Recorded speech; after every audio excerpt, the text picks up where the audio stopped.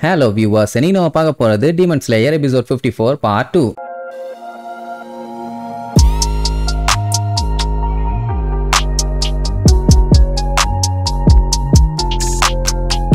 Open பண்ணா ஒரு சின்ன பிளாஷ்பேக். ஒரு நாள் ககையாவை மீட் பண்ணப்போ அவரு இவளை பாராட்டி தள்ளியிருப்பாரு. காடுக்கே நீ ஒரு ஸ்பெஷலான சைல்டுமா, அதனாலதான் நீ இவ்வளவு ஸ்ட்ராங்கா பிறந்திருக்க, உன்னோட ஸ்ட்ரென்த்தை நினைச்சு நீ பெருமைப்படு, சந்தோஷப்படுன்னு இருப்பாரு. அவளுக்குன்னா ஷாக்கு தாங்க முடியல. ஏன்னா அத்தனை பேருமே இவளை குறை சொல்லிட்டு தானே இருந்தாங்க. அதுக்குமே சொல்லுவாரு, ஏன் உன்னை எப்படி குறை சொல்றாங்கன்னா உன்னோட ஸ்ட்ரென்த்தை பார்த்தா அவங்களுக்கு பயம், உன்னோட டேலண்ட்டை பார்த்தா அவங்களுக்கு பயம். சொல்ல போனா அவங்களுக்கு ஒன்ன மாதிரி இருக்கணும்னு ஆசை, ஆனா இருக்க முடியல, அதனால இப்படி குறை சொல்றாங்க. நீ யாரை நினைச்செல்லாம் கவலைப்படாத, நீ ரொம்ப ஸ்பெஷலான சைல்டு அப்படின்னு சொன்ன உடனே சந்தோஷத்துல கதறி கதறி ஆள ஆரம்பிச்சிருவா. அது மட்டும் இல்லாம அவங்க அம்மா அப்பாவுக்கு ரொம்ப ரொம்ப தேங்க்ஸ்ம்பா. ஏன்னா இவ்வளவு ஸ்ட்ராங்கா இவ இருக்கிறதுக்கு காரணமே அவங்க அம்மா அப்பா தானே. அது மட்டும் இல்லாம டீமன் ஸ்லேயர் காப்ஸ் எல்லாருமே அவளை அக்செப்ட் பண்ணிட்டாங்க. சொல்ல போனா அப்பதான் அவ அஷிராவா ப்ரமோட் ஆயிருப்பான். என்னோட மொத்த திறமையை நான் காட்ட போறேன்னு சந்தோஷப்பட்டுட்டு அங்க ஒர்க் பண்றவங்க இருக்காங்கல்ல, அவங்களுக்கு இந்தாங்க என்னால முடிஞ்ச கொஞ்சம் ரைஸ் கேக்ஸ் சாப்பிடுங்கன்னு சொல்லி நீட்டுவா. அவங்களுக்கு தூக்கி வாரி போடும். ஏன்னா அவ கொடுத்ததை கிட்டத்தட்ட ஒரு 7-8 பேர் சாப்பிடலாம். அதை இவங்களுக்கு கொஞ்சோன்னு கொடுத்த உடனே கொஞ்சம் பீதி ஆயிட்டாங்க. அதுக்கப்புறம் இவ ஏகப்பட்ட டீமன்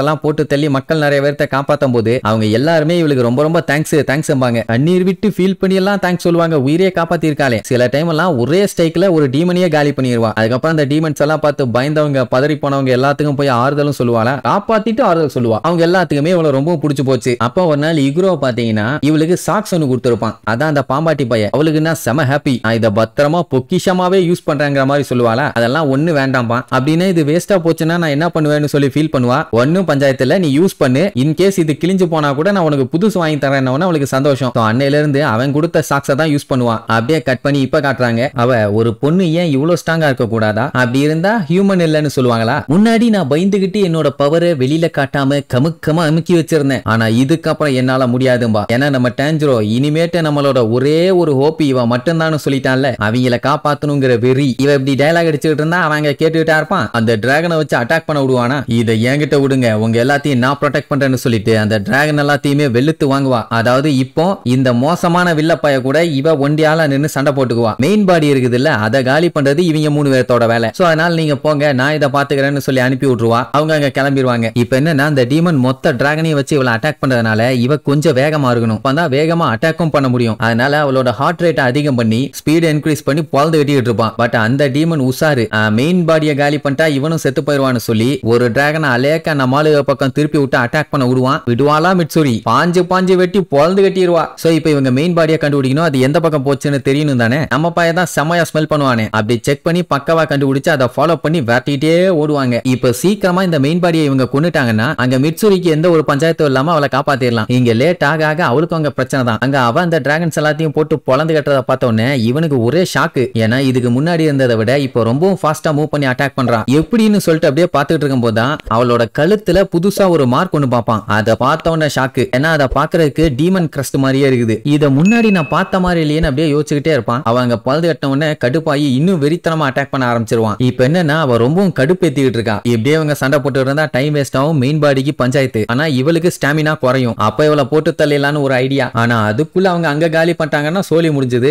என்ன பிளான் பண்றானோ. ஆனா இவ இங்க வெறியோட இருக்கா. நான் உன்னை அவங்கள தொட விட மாட்டேன்டான்னு இங்க விரட்டிட்டே போன நம்ம பயிலுக ஒரு வழியா கண்டுபிடிச்சிட்டானுங்க. அந்த டீமனை மட்டும் ட்ரீயை வச்சு நல்லா கவர் பண்ணி அனுப்பி விட்டுருக்கான். அந்த ட்ரீயை மொத்தமா பொழந்தாதான் அவனை வெளியில கொண்டு வந்து காலி பண்ண முடியும். ஓங்கி போய் அட்டாக் பண்ணுவாங்க. அது செம ஹைட்டுக்கு வளரும். உடனே அது மேல ஏறி எல்லாம் நல்லா இறுகி புடிச்சுக்குவாங்க. அது கண்ணா பின்னான்னு ஷேக் பண்ணும். விடுறதா இல்லையே. இப்ப என்னன்னா அதை இறுகி புடிச்சுக்கிட்டு இருந்தா புடிச்சுக்கிட்டே இருக்க வேண்டியதான். கத்திய வச்சு கூட அட்டாக் பண்ண முடியாது. அதனால கெனியா என்ன பண்ணுவான், உன்னோட வாயை வச்சு கண்ணா பின்னான்னு அந்த மரத்தை போட்டு கடிச்சு துப்ப ஆரம்பிப்பான். அட பாவே, பல்லெல்லாம் பறந்துற போகுறான்னு சொன்னா கேட்க மாட்டான். அவன் பாட்டு கடிப்பான். சரி இதெல்லாம் சாப்பிட்டீங்கன்னா எப்பறம் அவனுக்கு டைஜஸ்ட் ஆகும் அப்படின்ட்டு டேஞ்சர் காமெடி பண்ணிட்டு இருப்பான். இங்க இவன் அதெல்லாம் கவனிக்கிற மாதிரி இல்ல. கவுகவுன்னு கவி பிச்சு எரிஞ்சிட்டு இருப்பான். மேட்டர் என்னன்னா இவன் ஏதாச்சும் ஸ்ட்ராங்கான டீமனை சாப்பிட்டானா இவனோட ரீஜெனரேட்டிவ் எபிலிட்டி அதிகமாயிரும். சோ அதனால என்ன டேமேஜ் இருந்தாலும் ரெக்கவர் பண்ணிக்கலாம் அப்படின்னு சொல்லிட்டு அந்த மரத்தையே பிச்சு வீசிடுவான். சோ இப்போ ஒன் சைடு ஃபுல்லா கட் பண்ணியாச்சு. இன்னும் ஒன் சைடு மட்டும் தான் இருக்குது. அது ஒன்னும் பஞ்சாயத்து இல்லையா. பொழந்து கட்டிடலாம்னு சொல்லிட்டு நம்ம பையன் அட்டாக் பண்ண போனா அந்த மரத்துல இருந்து விப்ஸ் எல்லாம் வெளியில வந்து கண்ணா பின்னா அட்டாக் பண்ணும். அதாவது சாட்டை யூஸ் பண்ணி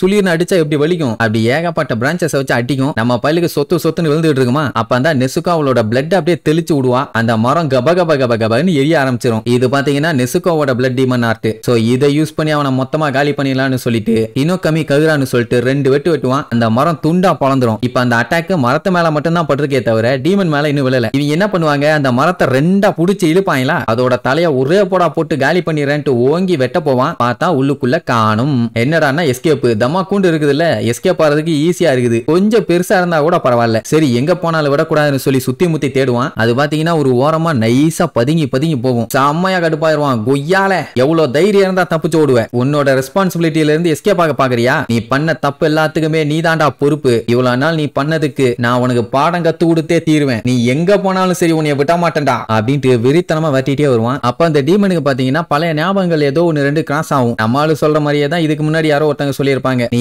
என்ன பண்ணியோ அதுக்கு நீ தான் பொறுப்பேத்துக்கணும், கேவலமா போய் சொல்றியா, உனக்கு வெக்கமா இல்லையாங்கிற மாதிரிலாம் சொல்லி திட்டி இருப்பான். ஆக்சுவலா மேட்டர் என்னன்னா, இவன் பிறந்ததுல இருந்து இது வரைக்கும் ஒரு டைம் கூட போய் சொன்னதே இல்ல. ஆனா இப்படி போய் சொல்றான் அப்படி இப்படின்னு சொன்னவன அவனால தாங்கிக்க முடியல. மனதளவுல பாத்தீங்கன்னா ரொம்ப வீக். உடனே அவன் ரொம்ப கவலைப்பட்டு யாருமே எனக்கு சிம்பத்தி காட்டவே மாட்டேங்கிறாங்க, நான் இது வரைக்கும் பொய்யே சொன்னதில்லை, ஏன் இப்படி பண்றாங்கன்னு தெரியலன்னு சொல்லி அழுதுகிட்டே புலம்பிக்கிட்டே ஓடுவான். கென்யாலாம் பயங்கரமா கட்டுப்பாயி அங்க இருக்க மரத்தை புட்டிங்கி தூக்கி வீசுவான். அந்த டீமன் மேல கண்ணா பின்னான்னு போய் அடிச்சு தெரிச்சு விழும். ஆனாலுமே அது நிக்காம ஓடும். அடுத்து நெசுக்கோ ஒரு பல்ட்டியை போட்டு வெறித்தனமா பாஞ்சு வந்து ஒரு அடி. இப்படி 3 பேரும் கொலவெறியோட அவனை போட்டு கொளுத்தி எடுத்துக்கிட்டு இருக்காங்க. சரி இனி இதுக்கப்புறமாச்சும் அவனை ஒழுங்கா போட்டு தள்ளுறாங்களா இல்ல மிட்சூரிக்கு பால் ஊத்த போறாங்களான்னு அடுத்தடுத்த எபிசோட்ல பார்க்கலாம். டாடா.